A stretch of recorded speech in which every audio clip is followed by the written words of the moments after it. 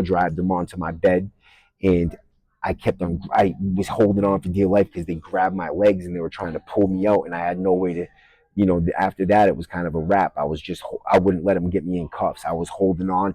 I didn't care how much they beat me. I wasn't going to make it easy for them, and I'm not going to cuff up. I'm not screaming, and they were beating me really bad. They pulled my hair back, and they smacked. This mode, gang.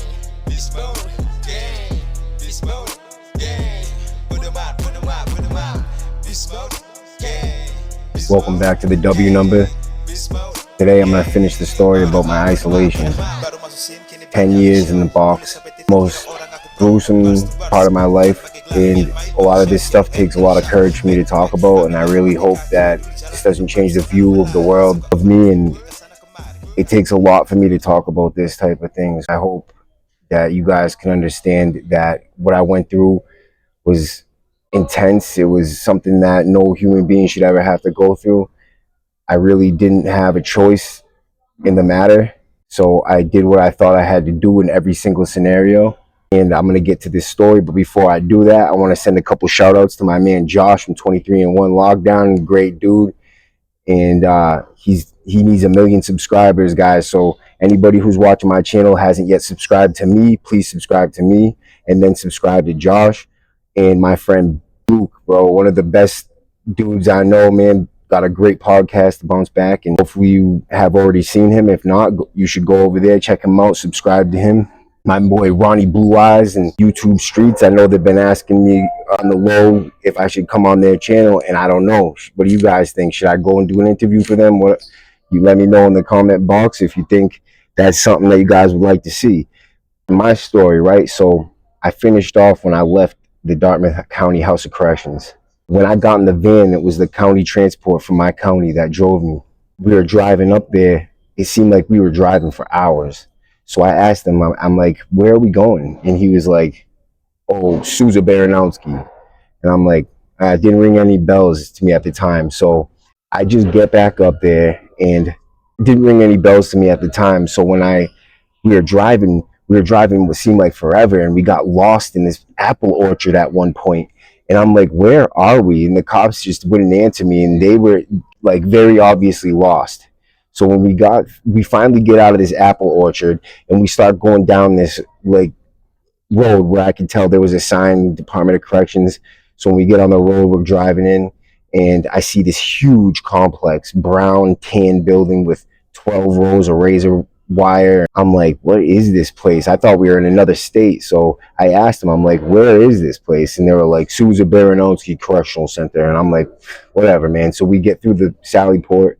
When we're driving in, they let us through the gate. When the gate closed behind us, we go into the booking area. They buzz me in through the door. And when I get inside, there's 2 cops at the desk. And I asked the cops, I'm like, where is this place? And they were like, it's Shirley Max. And I'm like, oh. Now, the cops thought that I was going to be shaking in my boots when I heard this. I could tell right away that they were mad when I was like, wait a second, can I buy a TV? And they're like, yeah, you could buy a TV. I'm like, can I get all the state prices for canteen just like everybody else? And they're like, yeah. Now, I'm asking this because I'm on a county sentence, and I'm one of the only inmates in the history of Massachusetts that got sent to a state maximum security facility on a county sentence without any state time on his sentence at this point, which I did get state time added on, but it was after I got up there, and they had to get special permission to send me up there due to the level of violence that I was involved in. So when I found this all out, I'm psyched, man. I get cheap canteen, and I get to buy a TV and have it in my cell, and that's not the response they wanted. When I'm in there, I'm getting checked out by the nurse, and the nurse is like, oh, we'll see how long this one lasts. And I kind of just laughed it off because, people can doubt all they want. They see a young kid. I had just turned 21 years old when I got there. It was July of 2008, and I was full of piss and vinegar. No one could tell me that I wasn't the toughest dude in the entire planet, and I knew everything too, except for how to be free. That's the only thing I didn't know, how to live a decent, good life and be free. When we're in there, the nurse is talking to me, and on the airwaves it goes, freeze all movements, clear all airwaves and intercoms, we have an emergency. And I looked at the CO, and I'm like, so what's that mean? He's like, oh, it's a freeze up. It's an emergency, probably a fight or a stabbing. Who knows? I'm like, so does that, when that happens, the whole place gets locked down? He's like, no, usually the unit that it happens on or something will get locked in or until it clears up and they let you out. Because at the time, they weren't keeping you locked in the whole time. They would let you out after.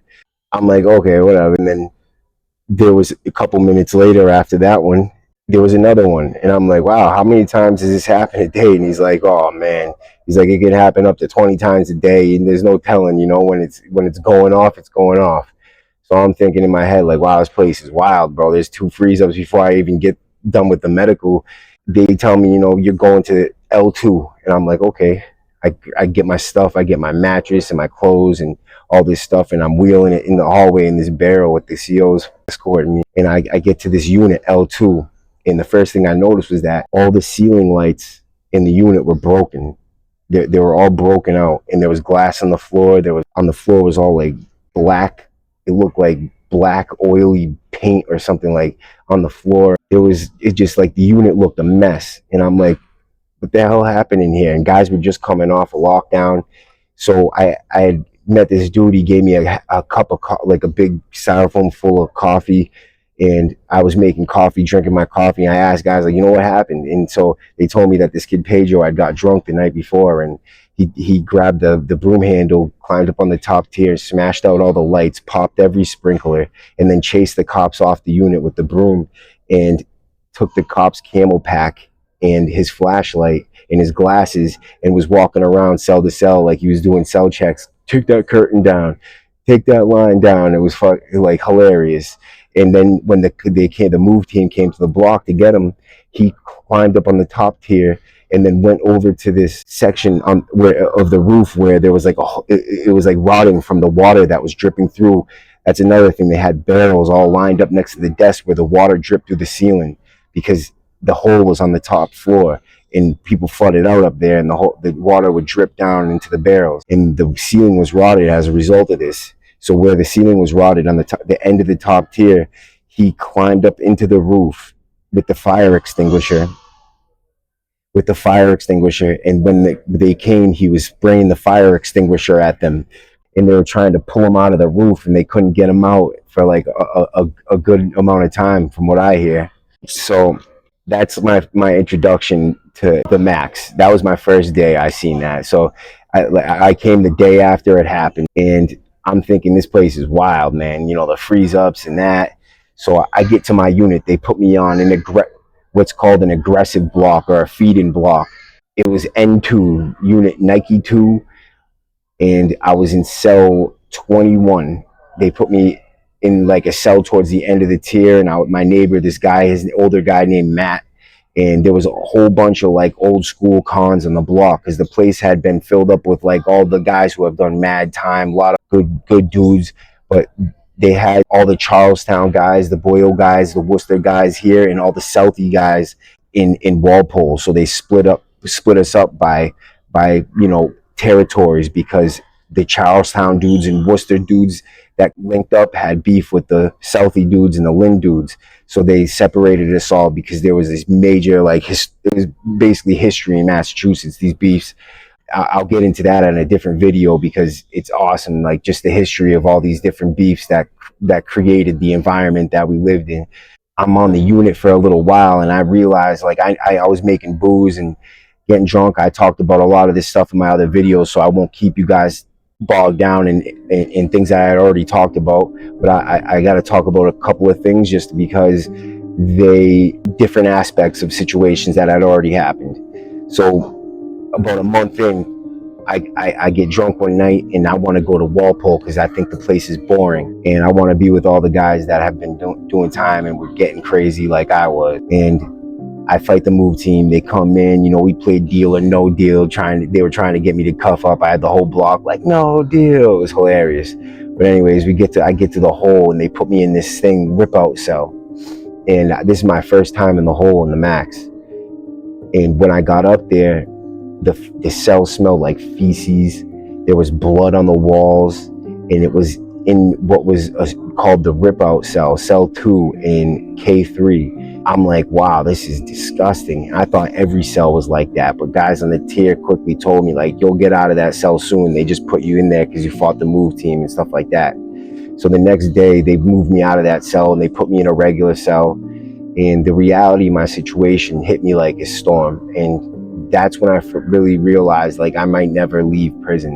And I thought in my head, like, I gotta make a change because I can't let myself go down that rabbit hole of depression, because that's where suicidal thoughts come from, and that's where the hardest time you could ever do you can make your life a living hell if you let your mind go to places that they shouldn't be going. So I tried to get solid during that little time, especially being hungover the next morning and not knowing anybody up there. The way I felt, I was crying for a little bit. I cried in my cell like a little bitch. I got a book and I was reading my book for, like, all day, every day until I was done. And they kept me up there for about a week, and then they let me down and they put me in P2. And when I got to P2, they put me in a cell right up close to the desk because they thought I was a troublemaker and I was going to be getting in trouble a lot. So I get to that block. I'm in that cell. They eventually moved me to a cell in the back of the block where I was making booze and stuff like that. And I was outside playing football when they came and searched my cell and found a batch of booze.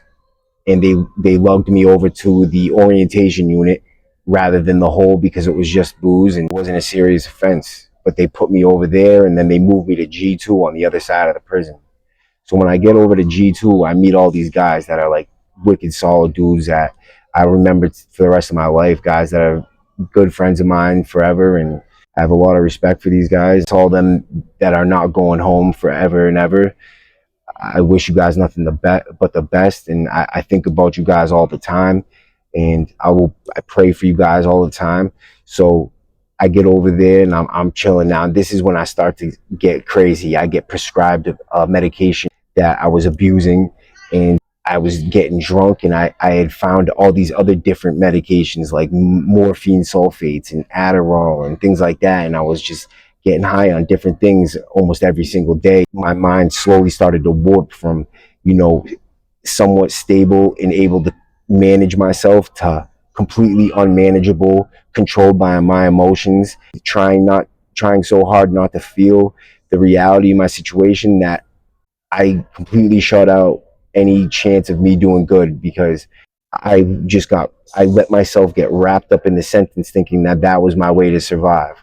That's not the way to survive. I lost the sense of family and love that I had from the street, and I forgot who I was. So I ended up getting into a fight over there. They put me in the hole. And that was my first time doing 30 days up there in the hole. So I'm up there for 30 days, and this is right after they started putting the bunks in the cells. I got out of there after that 30 days. They had me on AAPI status because of who I thought was a well-known person, and they thought there might be added problems to it when I get out of the hole. But they put me right back over there on my block, and when I got down there, I cut a knife off the bed because I thought, next time I'm not gonna fight. I'm gonna stab him, because why fight? You know what I mean? Everybody had weapons. Everybody was stabbing each other. So I'm thinking, no, man, fuck fighting. Like, that's the way you could take a chance to lose or get stabbed yourself. And it's better to be caught with one than be caught without one. So I had this banger. I had a bunch of bangers, actually, because once I learned how to cut, I cut a bunch of steel. I had steel in my cell all over the place. And just in case I lose one, I have another. And I was taking Klonopins, a lot of Klonopins at the time. And I had been in the cell one time. I was licking the Klonopin pack clean, and when they called my name from the desk, Tottenham. So I'm like, huh? And I go over to I'm like walking towards the desk thinking, did they catch me licking this package? Like, did they catch taking the pills or something? And I'm like, what the fuck? And I'm all beamed out. When you take Klonopins, you get like stupid.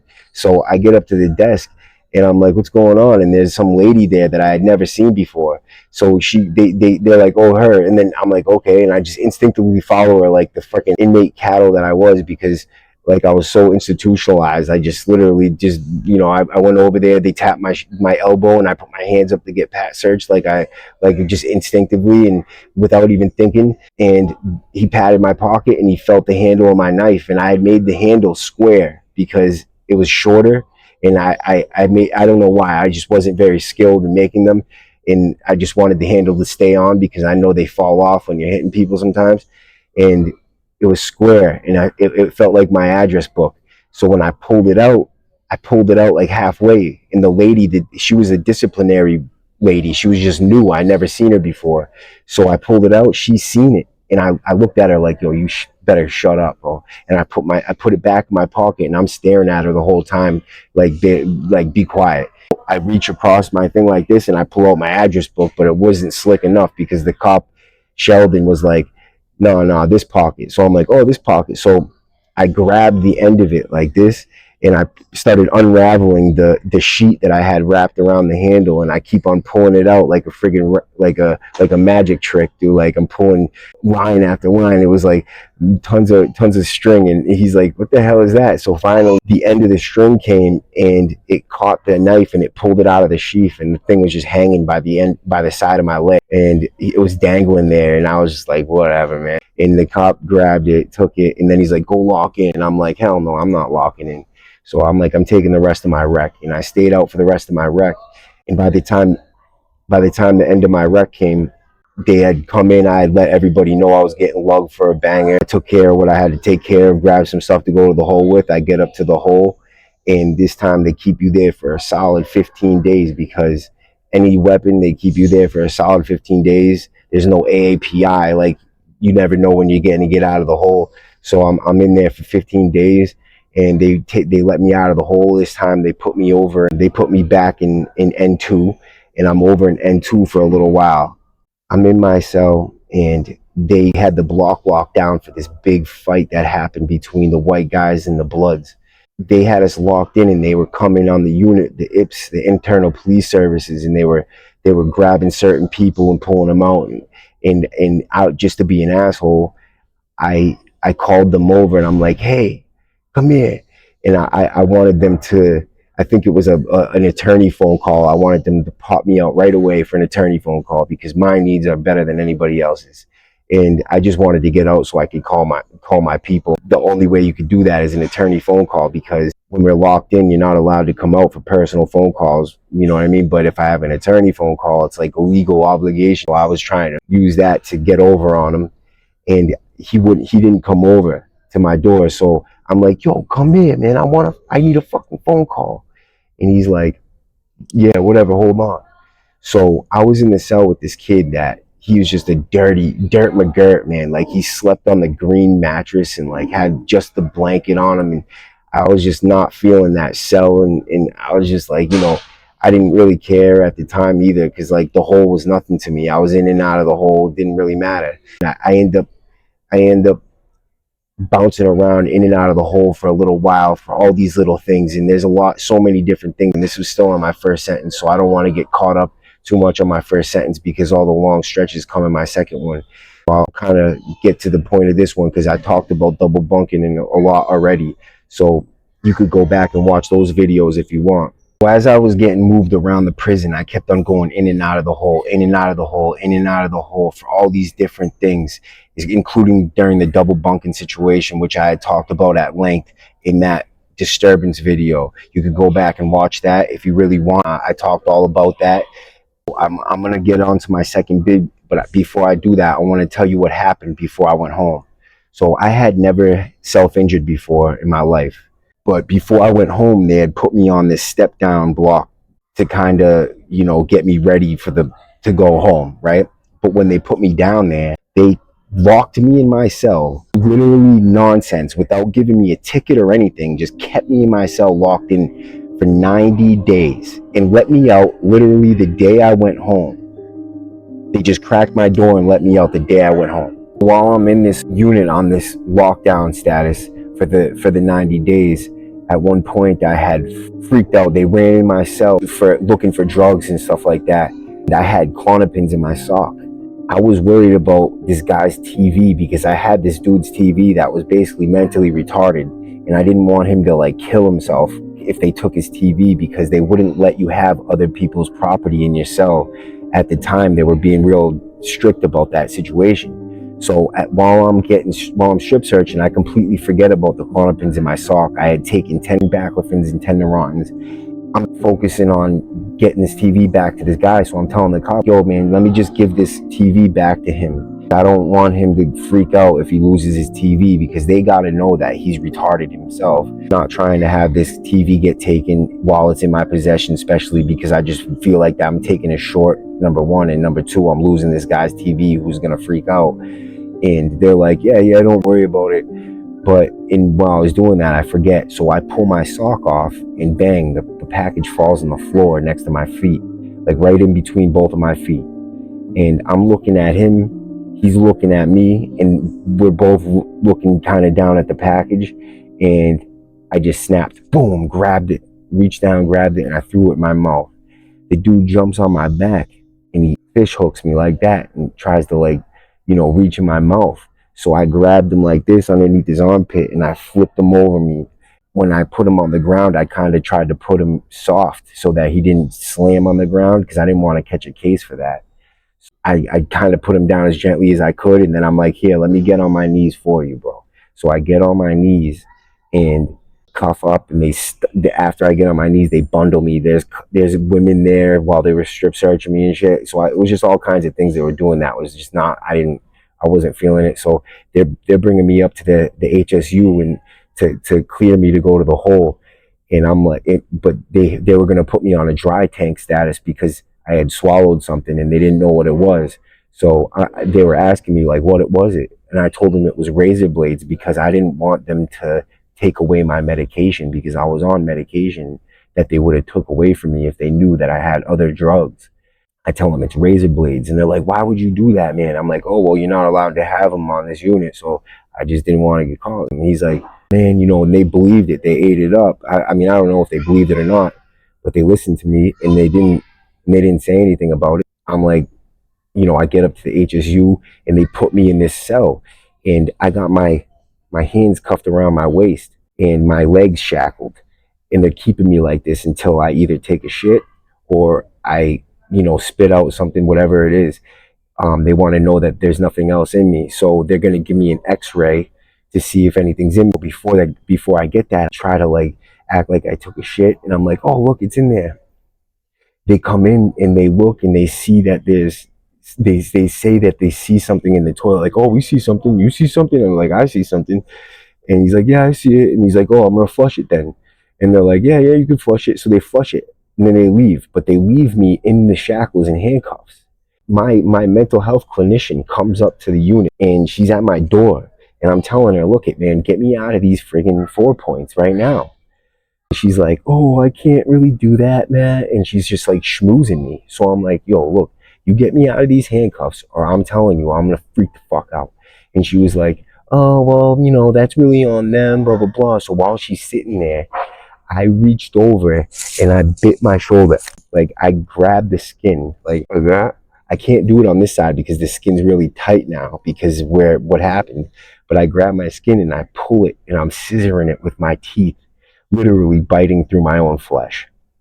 And I pulled it as hard as I could until a flap, like I scissored through and a little flap came down, and you could see like a vein underneath the skin, like it was like covered in like whitish stuff, and it had like it was just a vein, and I could see it. And I was like, you know what? I looked at her, and she looked at me, she's like, man, stop. Now I got blood on my mouth, and I can feel a skin stuck in between my teeth. So I go back in again, and I'm scissoring it, and I ripped the vein. And when I did that, blood squirted onto the window where she was, and she screamed, and she took off. And then they came over, they grabbed me, they pulled me out, and they're cleaning me up. I'm like, I told you, man, get me out of this. So they put me back in, and they don't take me out of these chains. So I'm like, you know what? I start smacking my face off the window, and I was on 6 milligrams of Klonopin, 200 milligrams of baclofen, and I don't even remember how much Neurontin, but I had taken all these different pills because I just didn't want to get caught with them. And I was already taking them before they even got there. I was messed up, and I couldn't feel much of anything. So I'm smacking my head off the thing. Now, it just started me on a war path. So they come, and eventually, because I'm doing it so hard, they take me out of the 4 points. And they're like, okay, Matt, then I'm there, and some crazy weirdo starts yelling and shit from his cell. And I'm like, yo, man, tell that kid to shut the fuck up or move me on the other end of the tier, because I'm not going to listen to this all night. They're like, yeah, whatever, man. They don't pay attention. I'm like, oh yeah? And I start punching myself. And I beat myself literally so hard and so bad that they grabbed me and they put me on the other end of the tier. Now I'm thinking, man, if I do this, I could just get whatever I want. I get down to the other end of the tier, and I'm thinking, that night comes around, it's chow and it's trash. So I'm like, yo, I want good food, man. Go to culinary and grab me something to eat down there. The CO up there named Babcock, I'm like, go grab me something good to eat. And he's like, no. So I'm like, oh yeah. So I start going ham again, dude. And I'm beating myself really bad, bro. And they really did. They went down and grabbed me a nice cheeseburger with French fries. I'm eating that. And I get halfway through it, and I'm like, this sucks. And I throw it at the wall. I was just losing my mind. I'm up there, and the head mental health clinician comes around. I'm like, hey, I say hi to her, and she looks at me and keeps it moving. And then she looks back at my name to see who it is, and she's like, oh my God, you couldn't even recognize me. I was a different color. My eyes were swollen shut. I had to go like this to see through them. And I kept on doing it and doing it. And I don't know why I was doing it after a certain point. I was just doing it. And I felt like it was just, I was releasing so much anger and pain. And it was towards the end of I was going home within 2 months. I had every single mental health person from that state, the director of mental health for that state, the director of mental health for that facility, all the head clinicians up there asking me and begging me to stop, saying if they don't stop, they're going to come and 4-point me and all this other stuff. And I'm like, who's going to do it? You? And I was just going crazy. And so finally I stopped doing it, and for a few days, and they let me out of the hole and put me down back on my unit, but I was still locked in. The end of my sentence comes, and they crack the door to let me out the day I go home. I come out of my cell, I leave, and I go home. I go home like this, and I was a mental wreck. I became somebody I never could have imagined. Violence was nothing to me. Hurting someone else was nothing to me. And hurting myself was just another day in the park. So I end up getting locked back up, big surprise. I go back for 10 to 12 years. And when I get in there, this time I got a thing in my head that I'm not gonna lose myself again. I'm not gonna forget where I came from. I'm not gonna forget that I have a family that loves me. I'm not gonna forget that I'm not just a prisoner. I'm not just an inmate with a W number. I'm an actual person, and I have a life outside of this prison. And I'm not going to lose touch with my reality and my grounding, because that's what kept me grounded, is the fact that I was not going to be there forever, and that I can't lose myself again. I can't let myself forget where I came from, forget who I am, and that I have a life outside of here and people that love me. I remind myself of that every single day, probably every minute, 10 times a minute.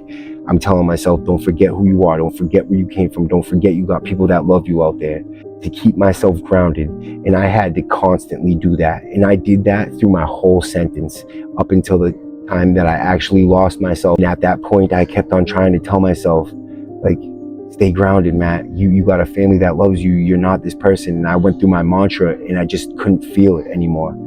I didn't feel like it was like I was just saying it, but there was nothing behind it. My first D.D.U, my first long stretch in D.D.U, I get it for this kid, Donnie Diamond.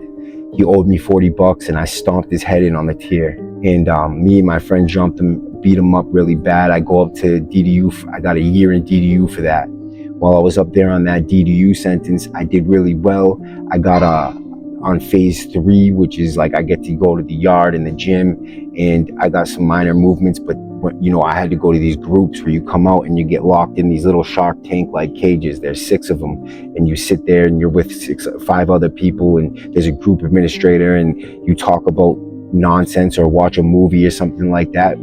Things went smooth for the most part on that first one, and I got out of there after a year, and I was in good shape, and I was still reminding myself, like, yo, I got a family that loves me. I know who I am, and I'm still grounded. And I'm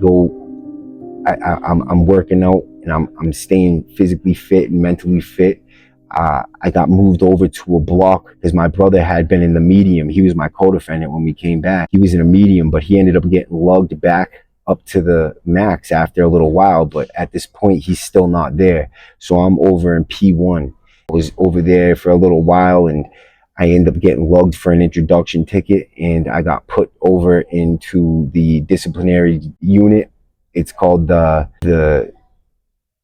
it's a disciplinary unit. I forget exactly how they phrased it, but it was just a unit where you come out for an hour a day with only a limited amount of people, and you don't have any of your other property and stuff that you have in a regular unit. So it's like the whole, but you get to actually have physical contact with people, and you can order a small amount of canteen. And I'm over there for a little bit, and there's this dude named TJ Murray over there. All right, I won't say his name. There's a dude over there that I had smoked with and I had words with off the rec deck after I had done my first D.D.U and I came out of D.D.U and they put me in the step down unit. It's called the RTU. I was over there for a little bit and this kid was above me and I was like, making a deal with some drugs or whatever to get high. And this kid, chimed in over the top of somebody and was, getting, he said some dumbass shit. So, dude, meet me in the library. And he wouldn't go up to the library. So a little while goes by and I end up seeing him down here on this unit, but he's on the south side end of the block. I'm on the north side end. They put both sides of the prison together on this unit, but they wouldn't let you guys, mingle with each other. I'm over here and I don't get to see him. You really won't ever get contact with those guys on the other side because they really separated us because there's a lot of gang shit and a lot of people that have problems with each other. There's undercover problems that they don't know about, so they keep us away from each other just because they don't know what's going to happen. But this kid, and this is one of those situations where, they had no idea that I wanted to get this kid, but he thinks that he could just come over to my end of the tier and that if he gives me some drugs or something like that, I would just let it slide. And it wasn't happening. He moved over onto my end of the tier. And as soon as the doors cracked, I went down there and I told him, yo, man, I'm like, let me talk to you real quick. And he's like, I call him over and I'm trying to talk to him, bro, and he starts acting mad weird, like backing up away from me, and it's like creating a kind of a scene. So I'm like, yo, dude, what are you acting weird like that for, bro? And I wanted to get him back to come to my cell, and he just wouldn't come to my cell. So he's like, just talk to me out here, man. He just talk to me out here. And I'm like, nah, man, let's talk in the cell. And he wouldn't come. I go over and I'm waiting, I'm biding my time, and I'm thinking, how am I going to get him? I'll just wait for him to go into his cell and I'll go in after him or something. But he kind of picked up on this. So he calls me over to try to talk to me on the tier. And he's standing on one end of the telephone pole and I'm on the other, and there's people on the phone. I'm like, bro, I'm not going to talk to you right here, bro. So I go in this random cell up near the front of the block, and I'm like, yo, come in here and talk to me. And at first he almost came in, but he came to the doorway and he stopped and he went back because they think he's seen like I was getting a stance.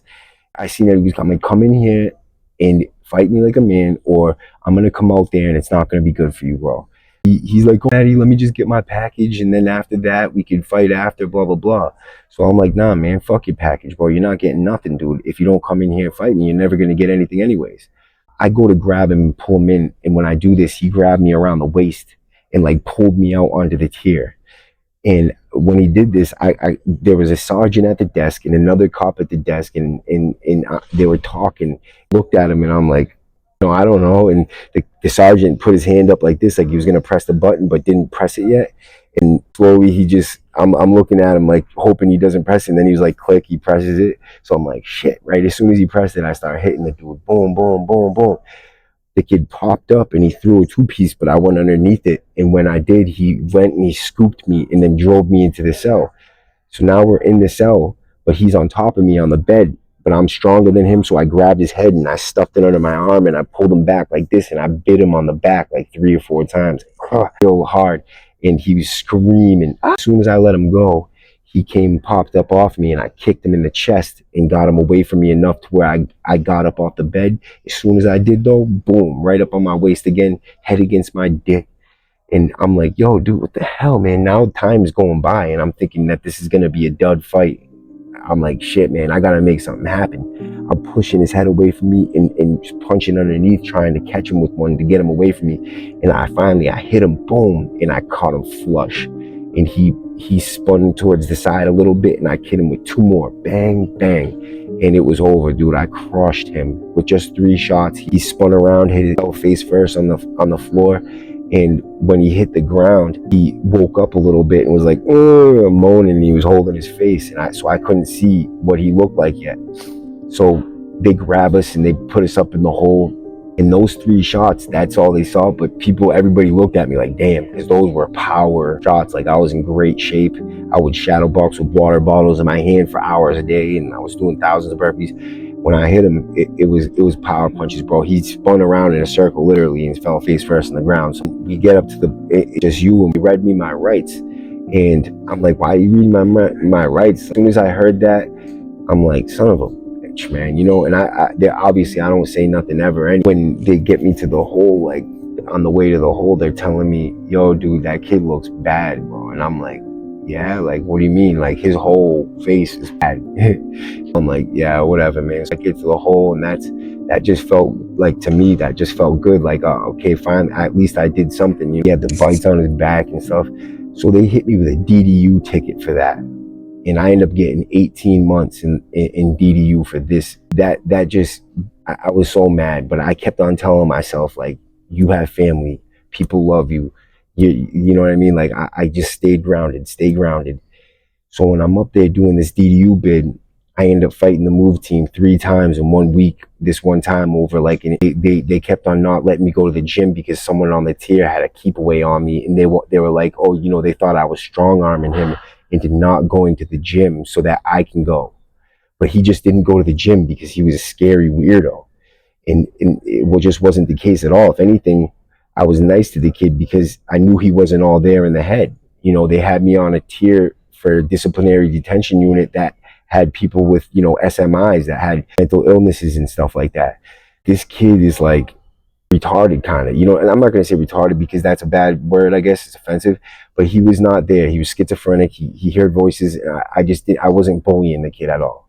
He was telling them that I was, apparently. So they had me, they weren't letting me go to the gym. And my friend who was going to the gym told him, like, he told the kid that this was happening over. He's like, yo, you're a piece of shit, you're a rat. He didn't have the same, misgivings about messing with the kid because of his mental status. So he was threatening the kid, and then the cops were like, yo, watch what you say. He's like, fuck you, I don't have to watch nothing. And so they tell him he's going to go over on accountability status, which is a prison inside a prison inside a prison, and you have nothing over there. So he's like, nah, I'm not going. So when they tell him, my friend Bobby speaks up, and he's like, yeah, fuck you, bro. And then he's going. And now, and my man Little G speaks up, and he's like, yeah, now he's going. And this other kid, Chris or something, he speaks up, now he's going. And my friend Little G talks this weirdo into breaking his TV and freaking out. And now he's going. And the whole tier starts going up over me. And so I'm like, damn, man. And now I felt obligated, like I had to go. I was going too. So I blocked my window up, and I put a little sign with the Superman it had a Superman thing from a magazine, and it said, never give up, never sell out, never lose hope. And it was on my window, and I was in my cell waiting for them to come. They had hit everybody before me. They saved me for last. And when they were coming on the tier to get me, I was singing this song, do you really want to hurt me? And it was funny as hell, man. I always try to make things funny, you know what I mean? Try to put a spin on it, because if you let fear get to you, then fear will control you. And that's just not what I can't let that happen to me. So I was singing that song, and it was funny because they get to the door and they're like, you want to go? I stayed quiet after that, but they came in, they grabbed me, and when they beat me up, they were bringing me by. All my friends were on accountability already, and they were walking me past, and they were like, Maddie. I'm like, they hit like bitches. And they bring me over to the other side of the hole on the regular, like on the non-D.D.U tier. All the people over there were like, yo, Maddie, what up, bro? And they're banging on the doors and shit. I'm like, yeah, I just had to teach them how to fight real quick. They bring me to the shower. I rinse off the gas as much as I can, and then they put me back in my cell over there. And when they did, they put me in this cell behind where the groups were, because all these people were already in the accountability cells and they had no more cells over there. So they put me in this cell in that shut down group for that whole time. And while these dudes were all over here, whenever they put people into groups, they were kicking their doors, so that they had to shut the groups down. So we basically shut the whole unit down for like 4 or 5 days before they were like, nah. They moved everybody around, and they were putting me and my boy Maddie, who they said were ringleaders. Now, we're both named Maddie. He's a different Maddie, but they were putting us down in booking in the worst cells in the entire prison. Like, the light stays on all day, every day. You have no bed. It's just a horrible place to be. There's no phone, and me and him both refused. We're both like, nah, we're not going.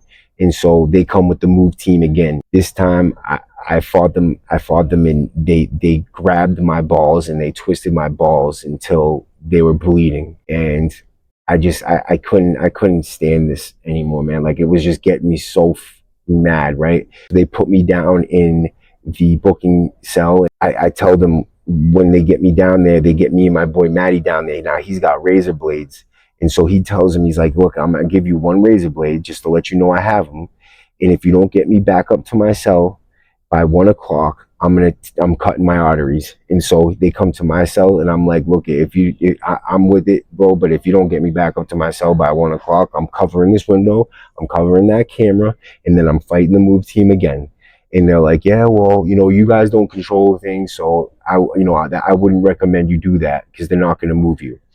Well, 12:45 came around, and they had us both back up in our cells. We got what we wanted, so we're back in our cells. But they came, acting weird. So they moved this over to accountability after that again. So they took us out of our regular cells again and put us in accountability. And so we had to fight them again. We fought the move team going back over to accountability. They had us in accountability cells. When I was in there, my boy Maddie had a razor, so he gave me a razor, and I cut my wrists. I sprayed the blood all over the place, because I felt like they were fucking with me, and this is something that they don't like.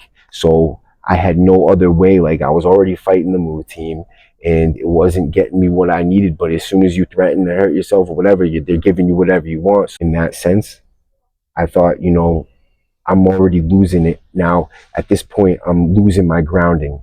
I'm forgetting that I'm going home. I'm forgetting that I have the family that loves me, and I'm forgetting that this is not who I am, and there's a life outside of here for me, and it's not forever. I'm starting to slowly lose my grip on that. I cooled down after that.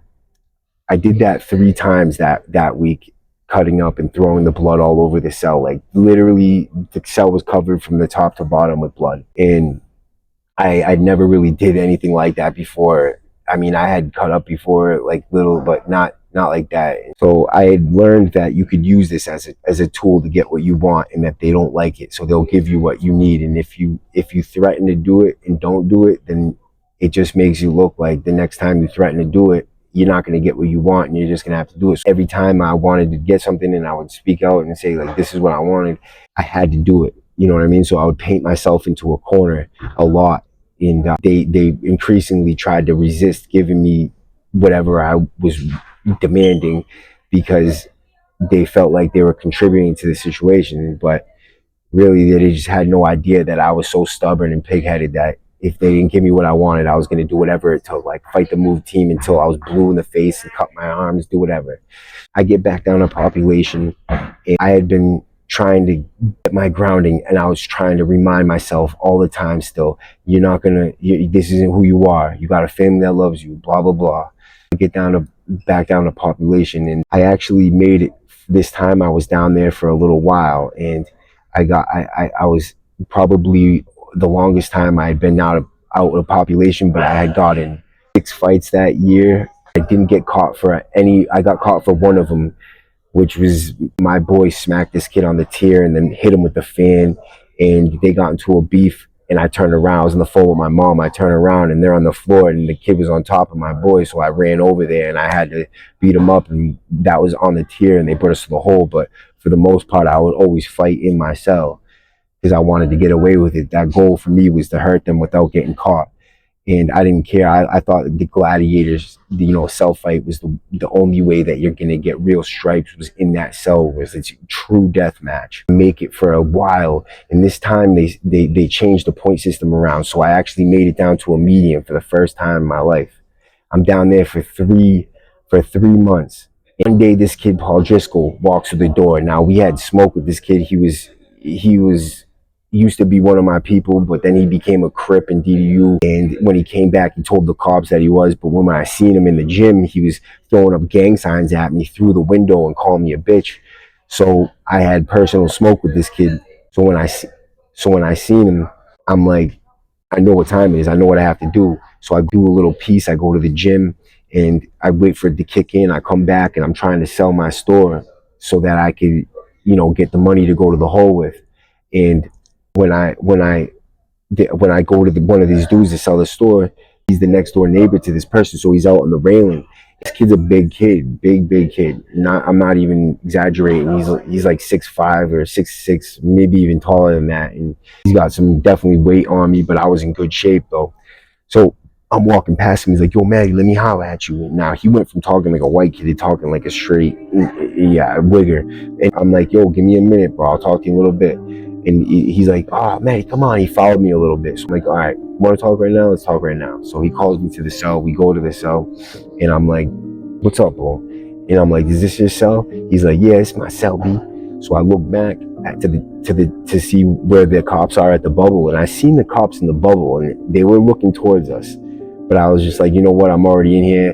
The kid, I didn't know if they could see me or not. I couldn't really see if they could see me. My eyes are kind of bad. I just knew they were in there. I didn't know if they were gonna be able to see it or not. So, anyways, I look at the kid and I'm like, "Really, bro?" And I hit him with a hook, boom, knocked him out in the first shot. And I'm pretty sure that's when his jaw broke, was in that first shot. Bang! He hits the ground. Bang! Now he's sitting on the ground in the back of the cell, and he's a tall ass dude, so like his feet are way out.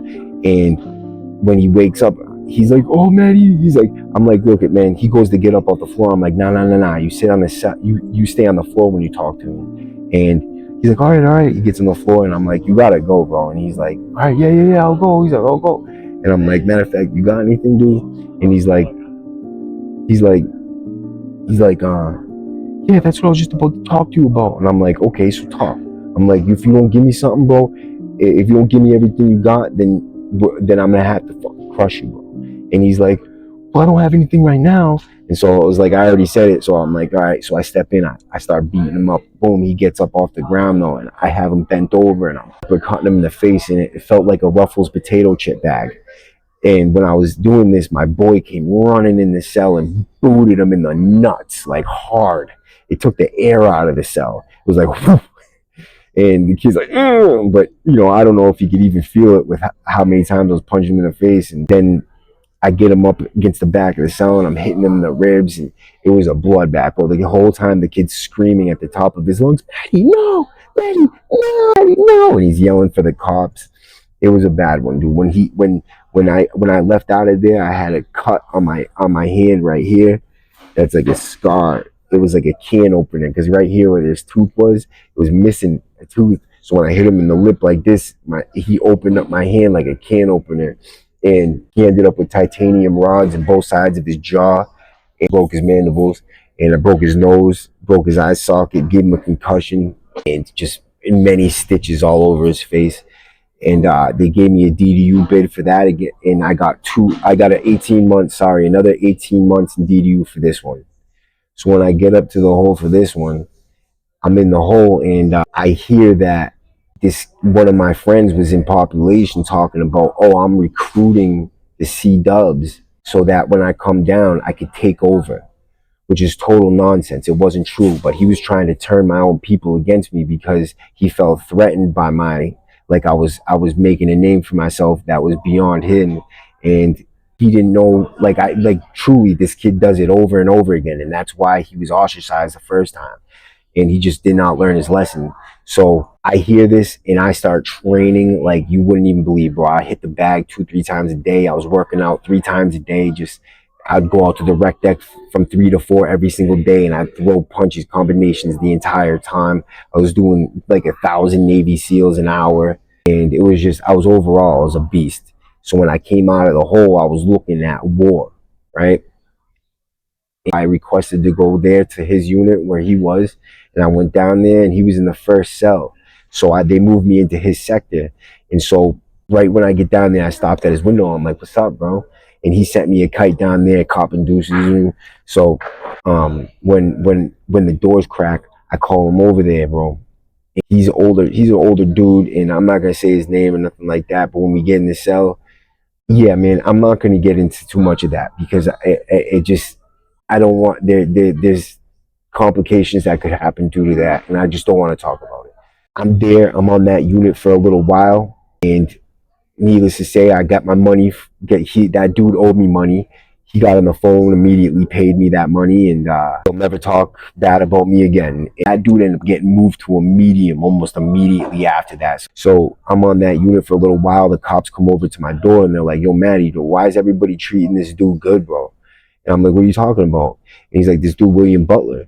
And I'm like, "Yeah, what about him? I don't even really know him. But he's been on the unit, and I noticed he's like a weird dude, bro. He's very militant. Seems like he's always on guard, like looking out. And whenever I walk past his cell, he's in the back corner of the block, and he would have his leg up on the ladder looking at the TV. He had his TV so that he could look at the door the whole time. It was just weird. So, I had a weird feeling about the dude, but they told me Google this guy, Google him. So I Google him. I had my mom Google him. And what I found out was that he was a child rapist, that he raped this girl from the age of 9 all the way until she was 14.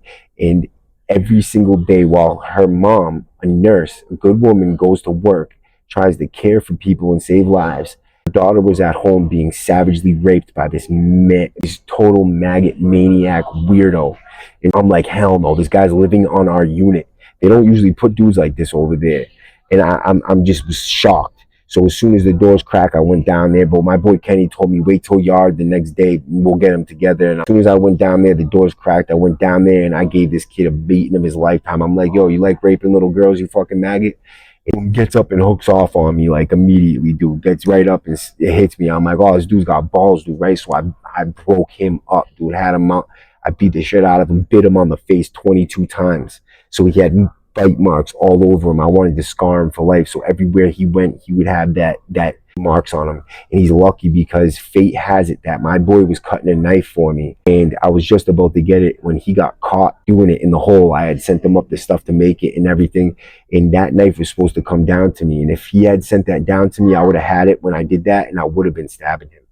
And the whole time I was fighting him, I was thinking about the knife going in him. And it was fate that didn't happen, dude. But anyways, I ended up breaking this dude up really bad, and they gave me 2 years in D.D.U for it. So I was literally going to wrap up my bid from D.D.U, and that would have topped it off at 7 years in the hole on this one sentence alone. And when I was up there on this one, my brother ended up getting into it with the cops. Before I even got to back to the SDP, they had sent me to Walpole. Before the thing with my brother, they sent me to Walpole. When I was in Walpole, I ended up having an issue with one of these COs, Sergeant Ladico. There's actually a lawsuit in it. You could actually look it up. It's Tottenham versus Ladico, or Demora. Tottenham versus Demora. Sergeant Ladico, bro, he coming around the hole and taking everybody's property. And I kept on telling dudes like, "Yo, stop letting them do this shit, man. If you want to fight, I will fight with you. I'm not fighting for you, but if you do it, I will fight with you, bro. Like, let's stand up for yourself, man. Don't let them take your property, dude. Like, they're doing this to just anybody. Like, usually if you're a good dude and you're on a hole, you're chilling, like, they don't fuck with you, bro. And shit, like, they respect me everywhere I go. I never had, like any type of issue was just me because I'm acting like a fool, but never because they're like acting like doing fucked up shit to me, you know what I mean? So they're doing this to all these people on the unit. I kept on telling dudes, stop letting them do this, bro. Like, you got to stand up for yourself. And I knew like someday like it would happen to me. You know, they were leaving me alone. I figured, they were going to continue to do that. But then this kid, Joey Sylvester, gets beat up right in front of my cell. And another kid the same day from the cops, they smashed his face into the ground. Like, mad times, split his whole face open on the ground, right in front of two mental health workers who kept their mouth shut and didn't speak up for this kid, didn't say anything for him. Like they just let that happen and didn't help him out at all. Like the cops over there were rumored to have murdered people that year and everything. Like they were doing grisly stuff over there, getting away with it, and they had tortured my brother over there for years. They had like beat up good, like my boy Tommy was over there. They hung him up by his handcuffs and used him as a punching bag. Like they were doing grimy stuff over there, and they continued to do it. And it was a place where you're locked in, and anytime you're out of your cell, you get strip searched every time you come out, and you're in waist chains and ankle shackles every single time, all the time. So they never have contact. They never have to be afraid to getting hurt. So they do whatever they feel like, and they have this crazy power factor, and they let that go straight to their heads, dude. So anyways, I called prisoners legal services, and I tell them like, look, they're beating guys up over here, and I watch them beat this kid Joey Sylvester up real bad in front of my cell. They can't keep doing this. Like it just there's no repercussions for them. And even if like by me saying this, it's just, that's lawsuit money, and fuck the cops. Who cares? Like we're telling them that they're savagely beating us and getting away with it. That's like a slave telling on his slave master for savagely beating them and getting away with it. Like it's not right, and they treated us like slaves. So I'm in there telling the prisoners legal services paralegal lady, and they were outside, and I knew that they could hear me, but I didn't know how bad it was going to be. So while I'm telling them, the Sergeant Lidico comes over and he talks to the dude real quick, and then he leaves. And so I'm like, whatever. When I get back to my cell, everything's gone, nothing in there except for a razor blade on the desk. So I see the razor blade on the desk, and then Sergeant Lidico comes over to my door. I'm like, yo, why'd you take my shit, bro? And he's like, yo, you know what time it is, you know what you got to do. And I'm like, man, fuck you, bro, right? So he leaves. I tell the lieutenant, I tell him I want to speak to the lieutenant. Let me speak to the lieutenant. They get the lieutenant over there. He tells me, do what I got to do, bro. Like, they ain't going to help me. They're not getting my stuff back. And I tell the COs when they're coming around, I'm like, yo, I'm going to hurt myself, bro. Give me my shit back or I'm going to hurt myself. And they just like, yeah, do whatever you do, what you got to do. And so I tell the lieutenant, like, yo, they put this razor blade on my desk. What are you going to do about it? Like, they gave me this razor blade and put it on my desk. Only thing in my cell. And that's right on my desk. So, yeah, they gave it to me. I didn't have a razor blade before. So they put that razor blade in there and took all my stuff. And so when it was 2:45, about to be shift change, I dug myself out real bad because they thought, I'm going to cut myself and they're going to come in and beat me up. But really, I cut myself because I knew they were going to come in there and I was going to beat them up.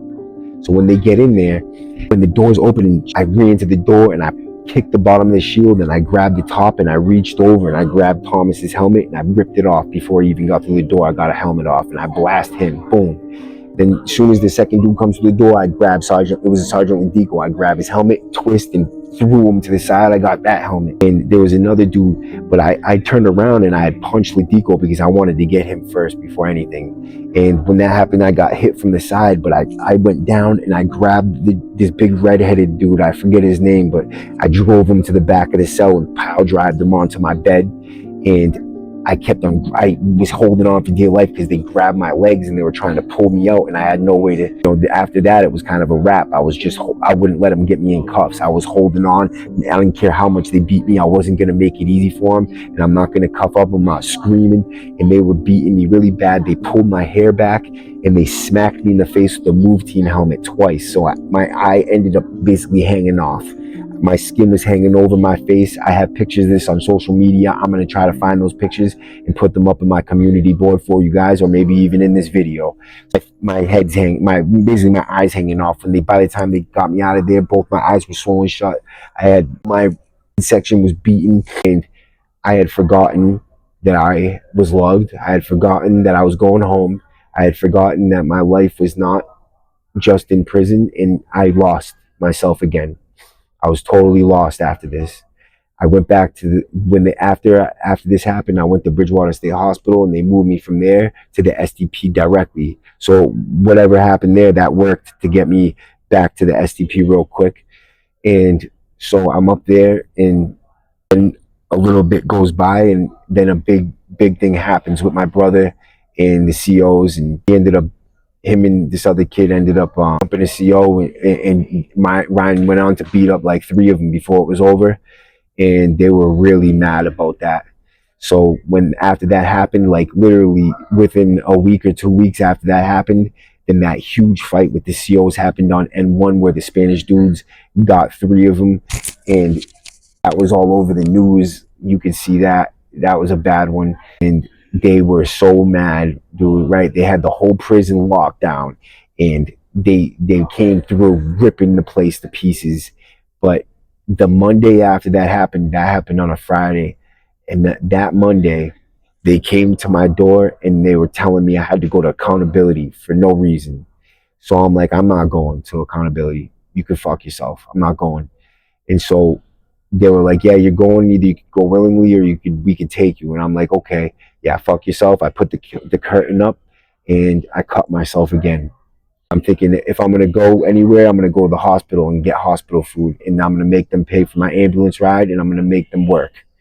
I cut myself really bad this time. And you could basically fit your fist in my arm. Like there's a hook on my arm. I don't know if you can see it like this, but I had cut in 2 different places and so deep, like it was bad. I cut my tendons, and when I went to the hospital, they sent me back saying that like because I wouldn't let them do the surgery without giving me painkillers. They wanted to just patch me up and send me back. And I'm like, yeah, they wouldn't even take x-rays and nothing to make sure there's no metal in my arm still. So when I did that, I was like, yeah, fuck you, I'm not letting you treat me. They sent me back to the prison like that. So when I get back to the prison, there was like a little piece of skin connecting both of the cuts. And I put my finger in like that, and I hooked it and ripped it, and it just split open like that. And I stuck my finger in it like this, and until I hit the artery, and it hit the artery, and it sprayed everywhere, and it started a whole big thing, dude. After that, I ended up knocking my face off the door and splitting my forehead open, and I was just going through some seriously fucked up shit, dude. And I got back. I went back up to the STP, and I was in there for the rest of that 2 years. And that the rest of that time, you know, they really didn't fuck with me after that, because, you know, I really crazy really quick as soon as that started happening. And, you know, they beat me up one time after this, where they tried to drag me in the back room, but one of the COs spoke up like, nah, he's not going back there. And they brought me in the medical room, told the nurses to leave. And then they held me down and said this was for your brother, and they beat me up. But after that, you know, I went back to my cell, and I kind of just skated by for the rest of that time, that 2 years. And when I got out of the hole after that, I went to a re-entry unit because I was literally about to go home. And when I was down there, my boy ended up having words with one of these Crip, like a fake, he was like a buster, man. Dude was a Crip, but I don't even know if he was legit or not. But he came in my cell, and my boy had words with him, and so my boy stabbed him in the head. And because it was in my cell, they grabbed me up, and I wrapped up out of the, they didn't give me a D.D.U ticket for it, and amazingly, they didn't give him a D.D.U ticket for it, but they put us in the Supermax end of the prison, and they wrote me a ticket, which I eventually beat, but it was too late because I was just about to go home, and I left the prison from that place. And when I went home, it was just like these things that happened to me throughout my sentence. I cannot take them back, and that's just who I am now. And now I hope I can just reach as many people as I can, and hopefully somebody will be able to relate to this story in some type of way where I could help them. But I think if I can change my life, and if I could make things better for myself, and get these stories out there that matter, then anybody can. And this is a living testimony that anybody change their life for the better. And I hope that you guys enjoy this story without making light of it. And I appreciate you guys. The next video I drop is gonna be crazy. I'm gonna do part 2 with CJ. We're gonna get in depth about more things in his life, because someone with that amount of trauma, there's so much to say that we couldn't cover it all in that one video, and we're gonna get back into it with him. And then after that, I might be speaking to the mother of victim from the video that I just did with the shooting, where the kid killed his friend. That story is incredible. If you guys haven't seen that, You guys got to go watch that. I'll put the link to that in this video. The kid killed his friend in a gunfight. It's a crazy story. We talk about his life and what led up to it from the morning of that crime until the time it happened, and until he got 11 years and went home. So I appreciate you guys. W number out.